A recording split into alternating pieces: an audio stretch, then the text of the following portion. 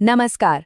आज हम केमिस्ट्री की एक बहुत ही खास भाषा को समझने वाले हैं और ये भी सीखेंगे कि केमिकल फॉर्मूले यानी रासायनिक सूत्र आखिर लिखे कैसे जाते हैं, वो भी बहुत ही आसान तरीके से। H2O, CO2 ये सारे सिंबल कई लोगों के लिए किसी पहेली से कम नहीं है ना? पर क्या ये सच में इतने मुश्किल हैं? चलिए देखते हैं। जब हम आज की बातें समझ लेंगे तो ये बिल्कुल साफ हो जाएगा कि इसके पीछे एक बहुत ही सीधा सा लॉजिक है जिसे कोई भी आराम से सीख सकता है। केमिस्ट्री को एक भाषा की तरह सोचकर चलते हैं। अब देखिए, कोई भी भाषा सीखने के लिए हमें सबसे पहले क्या चाहिए? उसके शब्द, है ना? बस केमिस्ट्री में भी यही होता है और यहाँ के शब्द हैं अणु और आयन। तो चलिए सबसे पहले इन्हीं शब्दों को समझते हैं। तो हमारी इस नई केमिस्ट्री वाली भाषा का जो सबसे पहला शब्द है वो है अणु यानी मॉलिक्यूल। ये समझिए कि ये केमिस्ट्री का एक बेसिक बिल्डिंग ब्लॉक है। चलिए जरा और गहराई से जानते हैं कि इसका मतलब क्या है। तो देखिए, अणु का मतलब है बस परमाणुओं का एक ग्रुप। मतलब जब दो या दो से ज्यादा परमाणु यानी एटम्स आपस में केमिकल बॉन्ड से जुड़ जाते हैं तो वो एक अणु बना लेते हैं। बस इतना ही सिंपल है ये। और मजे की बात तो ये है कि ये अणु हर वक्त हमारे आसपास हैं, जैसे ऑक्सीजन जिससे हम सांस लेते हैं या फिर पानी जो हम पीते हैं। यहाँ तक कि कुछ एलिमेंट जैसे आर्गॉन अकेले एक परमाणु के तौर पर ही रहते हैं, पर उन्हें भी अणु ही माना जाता है। ठीक है, तो अणु तो समझ आ गया। अब चलते हैं केमिस्ट्री की इस भाषा के दूसरे जरूरी शब्द की तरफ, और वो है आयन। यहाँ से चीजें और भी इंटरेस्टिंग होने लगती हैं, क्योंकि अब बात होगी चार्ज की, यानी आवेश की। तो आयन बेसिकली एक ऐसा एटम है जिसका इलेक्ट्रिक चार्ज बैलेंस नहीं होता, और ऐसा तब होता है जब कोई एटम या तो एक इलेक्ट्रॉन खो दे या फिर एक इलेक्ट्रॉन हासिल कर ले। इसी वजह से उस पर एक नेट पॉजिटिव या नेगेटिव चार्ज आ जाता है। और यहाँ ये बहुत अच्छे से समझाया गया है। देखिए, जब कोई एटम एक इलेक्ट्रॉन खो देता है तो उस पर पॉजिटिव चार्ज आ जाता है और उससे हम कहते हैं धनायन या केटायन, जैसे कि सोडियम आयन। और जब कोई एटम एक इलेक्ट्रॉन हासिल कर लेता है तो उस पर आ जाता है नेगेटिव चार्ज और उसे कहते हैं ऋणायन या एनायन, जैसे कि क्लोराइड आयन।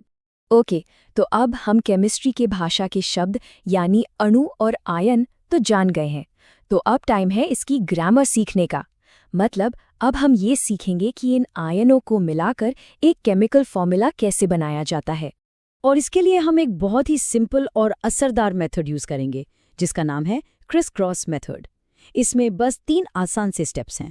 पहले सिंबल लिखिए, फिर उनकी वैलेंसी या चार्ज लिखिए और फिर बस उन्हें क्रिस क्रॉस कर दीजिए। चलिए इसे एक्शन में देखते हैं। तो हमारा पहला एग्जाम्पल है मैग्नीशियम क्लोराइड का। अब यहाँ हमारे पास है मैग्नीशियम जिसका चार्ज है 2+ और दूसरी तरफ है क्लोराइड जिसका चार्ज है 1-। तो अब टाइम है क्रिस क्रॉस मेथड लगाने का। और ये रहा रिजल्ट। देखा, मैग्नीशियम का जो चार्ज था 2 वो नीचे आकर क्लोरीन का सबस्क्रिप्ट बन गया और क्लोरीन का जो 1 था वो मैग्नीशियम का। अब चूंकि हम 1 लिखते नहीं हैं तो फॉर्मूला बन गया MgCl2। है ना एकदम आसान। चलिए एक और एग्जाम्पल से इसको पक्का कर लेते हैं। इस बार लेते हैं एल्यूमिनियम ऑक्साइड। यहाँ एल्यूमिनियम की वैलेंसी है 3+ और ऑक्साइड की है 2-। एक बार फिर हम वही अपना क्रिस क्रॉस मेथड लगाएंगे और ये देखिए, एल्यूमिनियम का 3 क्रॉस होकर ऑक्सीजन का सबस्क्रिप्ट बन गया और ऑक्सीजन का 2 बन गया एल्यूमिनियम का। तो इससे हमारा फॉर्मूला क्या बना? Al2O3। सिंपल।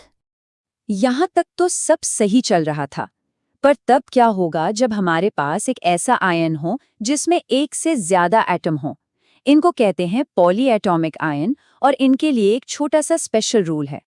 ये एटम्स के ऐसे ग्रुप होते हैं जो एक टीम की तरह काम करते हैं और उन पर एक ओवरऑल चार्ज होता है, जैसे कि अमोनियम आयन NH4+ या फिर हाइड्रोक्साइड आयन OH-। तो चलिए इसको समझने के लिए कैल्शियम हाइड्रोक्साइड का एग्जाम्पल लेते हैं। हमारे पास है कैल्शियम जिसका चार्ज है Ca2+ और हाइड्रोक्साइड आयन यानी OH-। अब हम अपना क्रिस क्रॉस मेथड ही लगाएंगे, लेकिन उस स्पेशल रूल को दिमाग में रखकर। और ये है वो खास नियम, जब भी हमें किसी पॉलीएटॉमिक आयन के एक से ज्यादा यूनिट्स की जरूरत पड़ती है तो हम उसे ब्रैकेट्स के अंदर रखते हैं। ऐसा इसलिए करते हैं ताकि ये पता चले कि जो सबस्क्रिप्ट वाला नंबर है वो पूरे के पूरे आयन के लिए है। तो कैल्शियम की जो वैलेंसी 2 है वो पूरे हाइड्रोक्साइड आयन पर लागू होगी। इसलिए जैसा हमने अभी सीखा, हम OH को ब्रैकेट में रखेंगे और 2 को बाहर सबस्क्रिप्ट में लिख देंगे। तो हमारा फॉर्मूला बन गया CaOH द होल ट्वाइस। बहुत बढ़िया। तो हमने काफ़ी कुछ समझ लिया है। चलिए एक बार फटाफट से रिकैप कर लेते हैं कि हमने आज क्या-क्या सीखा और फिर देखते हैं कि आगे क्या कर सकते हैं। तो हमने अणु और आयन के बेसिक्स को समझा, कैटायन और एनायन के बीच का फर्क जाना, और सबसे ज़रूरी बात, हमने क्रिस क्रॉस मेथड का इस्तेमाल करके केमिकल फॉर्मूले लिखना सीख लिया है। ये केमिस्ट्री को समझने की तरफ एक बहुत बड़ा कदम है। तो अब जब ये तरीका पता चल गया है, तो सवाल ये है कि अब और कौन-कौन से केमिकल फॉर्मूले बनाए जा सकते हैं।